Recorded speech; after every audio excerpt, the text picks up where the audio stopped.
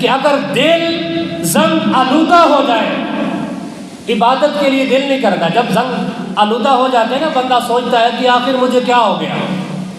ایک ایسی کیفیت بنتی ہے انسان کے اوپر، بندہ پریشان ہو جاتا ہے. نماز پڑھنے کو دل نہیں کرے گا، درود پڑھنے کو دل نہیں کرے گا، تلاوت کرنے کو دل نہیں کرے گا، عبادت کرنے کو دل نہیں کرے گا، دیگر عبادات میں مشغول ہونے کو اس کا دل نہیں کرے گا.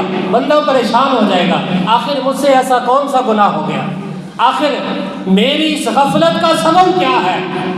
تو حدیث پاک میں اس کی طرف اشارہ کیا ہے. نبی علیہ الصلوۃ والسلام نے ارشاد فرمایا جب بندہ گناہ کرتا ہے، اس گناہ کی نحوست کی وجہ سے اس کے دل پر ایک سیاہ نقطہ لگ جاتا ہے. اس کے دل پر ایک سیاہ نقطہ لگ جاتا ہے. اگر توبہ کر لے تو پھر وہ نقطہ مٹ جاتا ہے، اگر توبہ نہ کرے تو وہ نقطہ بڑھتے بڑھتے اس بندے کا دل ہی سیاہ کر دیتا ہے. پھر جب اس بندے کا دل سیاہ ہو جاتا ہے، زنگ آلودہ ہو جاتا ہے، پھر عبادت کی طرف اس کا دل راغب نہیں ہوتا. پھر نماز پڑھنے کو دل نہیں کرتا، ذکر کرنے کو دل نہیں کرتا، عبادت کرنے کو دل نہیں کرتا، درود پڑھنے کو دل نہیں کرتا، قرآن پڑھنے کو دل نہیں کرتا. سبب کیا ہے کہ جو اس کا دل زنگ آلودہ ہو چکا ہے.